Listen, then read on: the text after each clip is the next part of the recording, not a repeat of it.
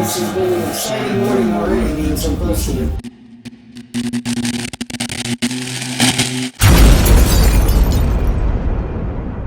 Hey guys, it's Hank, and I'm coming at you with another episode of the Dancakes Challenge. Today, we have a special challenger versus an artist you may or may not know. It's Lee Goldberg, our artist from Phoenix, Arizona. He flew in to challenge Chris from Axe and Shield.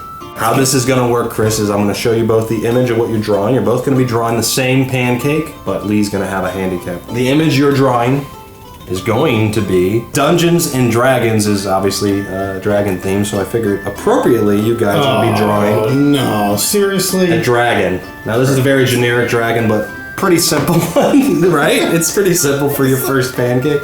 And Lee, you're gonna have a fun time drawing this, because your handicap is gonna be something very interesting. I'm gonna have to set it up. So, Chris, if you could do the honors of putting your warm my hands. No, beautiful warm hands over Lee's eyes, and Lee, if you could step by his griddle, because I gotta manufacture it. All right, you ready? Yeah. Okay, we got this. All right, Eyes closed. Here we go. Eyes are closed. All right, eyes are closed. Here we go. All right, so high dive. You can only draw above this ruler. If you draw below this, I'll slap your hand. I'll be like, stop it. But that's good 16 inches above the griddle. Yep. So, you can even rest your arm on this if you want. Keep it as much in the center as you can. Okay. Okay, so Okay. we're gonna start in 3, 2, 1, draw. Okay. Now, Chris, you probably want to go. If you want to start with the eye, if you want, but outlines are big with cartoons. Outlines are Do the outlines first.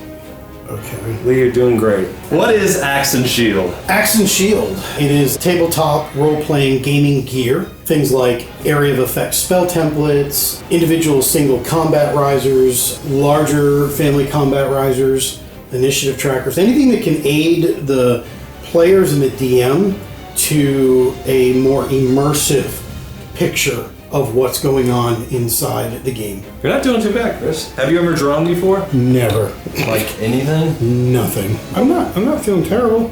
Yeah. Yeah, it makes one of us. So you want to get your teeth now. Ah, you want the to get your teeth, yes, eye, yes, make yes. sure. Okay. And look at Lee's, for example. I think Lee's doing great. I think he is too. I'm proud to be working alongside you.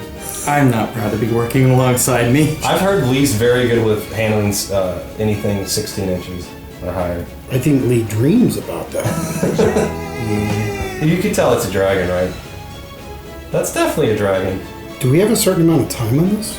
That's all I really wish we didn't. How did it get started? It really originated with watching Matt Mercer in Critical Role. Elevation components that he was working with, and went on a search, could not find anything out there, and realized, well, wait a minute. If there's none out there and what he has must be old or homemade, I began to think, well, I should be able to take my understanding and engineering background and begin to create something that would provide the solution there. I can somewhat see that as a dragon. It's got dragon look to it. Absolutely. Like, do I have to have it done in a certain same time? and No. at the same time? You can actually, if you do it precisely, you can make the other look really cool.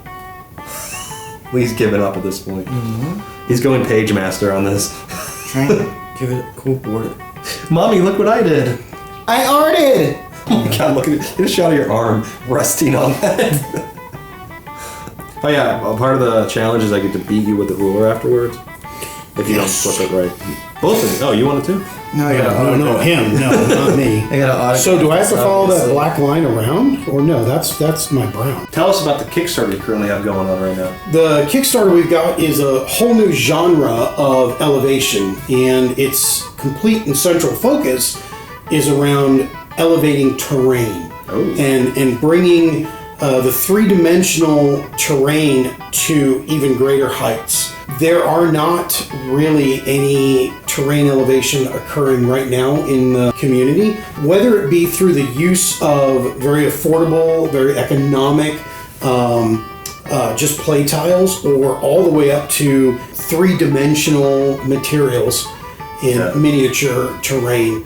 To be able to bring that up and say, hey, there's a second floor, there's a third floor. Gotcha. There's a hidden cavern underneath. In a more affordable style. In a more affordable style. We're now going to be providing terrain elevation, actual elevation that even allows you to utilize affordable play tiles and create your own terrain out of that element. Cool.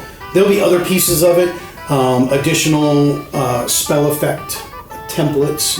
We're working on condition ring markers and a number of other things that will be added on as stretch goals are reached. Gotcha. So you can check out the Kickstarter and the link in the description, and please go support Chris on that. Like, if you're a fan of D&D, this is like a really ideal thing to get. I know I myself just got in with the guys at Dancakes, and seeing the stuff you make, I was like, wow, this is gonna make playing so much more fun and like visually more fun. Yeah. You can track everything pretty good. Yeah. That looks some weird, like, Oblivion drawing of a dragon. Yeah. I kind of felt I didn't have black. Here, I'm gonna. Oh, you lose. Jeez, you wasted all your colors on this masterpiece. What did you honestly think about that handicap? Did you expect it? I remember you had mentioned, like, in passing, like, would it be interesting if I drew like a foot off the griddle? Yeah, I use the axe and shield risers in my game at home. Okay. So, and my wizard flies all the time. So it felt only right, only appropriate. Do your best, Christopher Lloyd. I'm in a dragon body. So now I just start squirting stuff all over it, right? It's my solution to most problems. Yeah. So Right. now you can do an outline with any color. Maybe purple would be tight. So one thing we do is outlines on the pancake to kind of keep everything together, give it that pop. So just follow your outside line. Like this, right? You want to touch the line, You want to or you're making it thick. That's gonna be a thick like line. that? Yeah. Is that what you do? Literally touch It's just like the a line. border. Like this. Yeah. Yeah. That's some dope dragon. Oh yeah, that's how you want to do it. That fills in any holes you missed. Also fills in any holes you missed on the pancake. All right, now the pancakes are cooking. Lee, Yeah. you did a great job with what you had to work with. Chris, you actually did a pretty good job for your first pancake. We still have yet to see if it comes what it out. looks yet. like. How do you feel about your first time drawing? That was crazy. That was different. Did it feel similar to drawing? I wouldn't say necessarily easier, but it was more intuitive to be able to come together. Yeah. Yeah, and like if you're dripping it from 16 inches above, That's it's no big really deal. intuitive the whole time.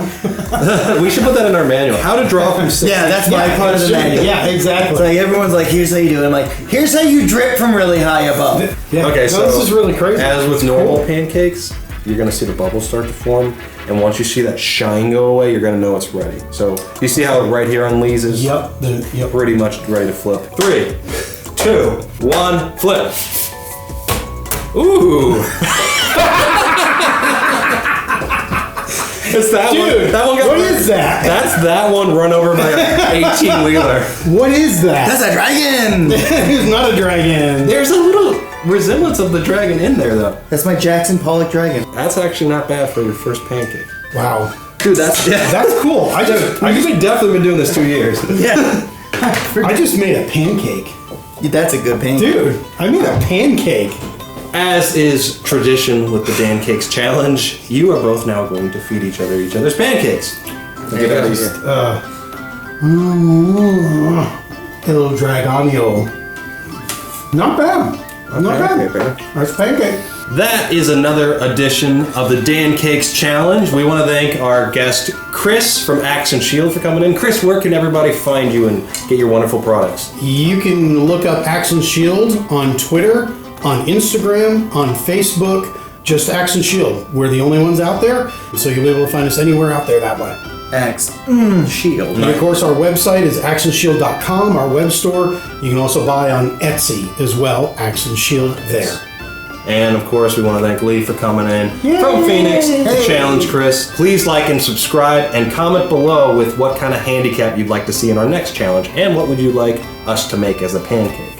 Thanks again, guys, and we'll see you on the next one.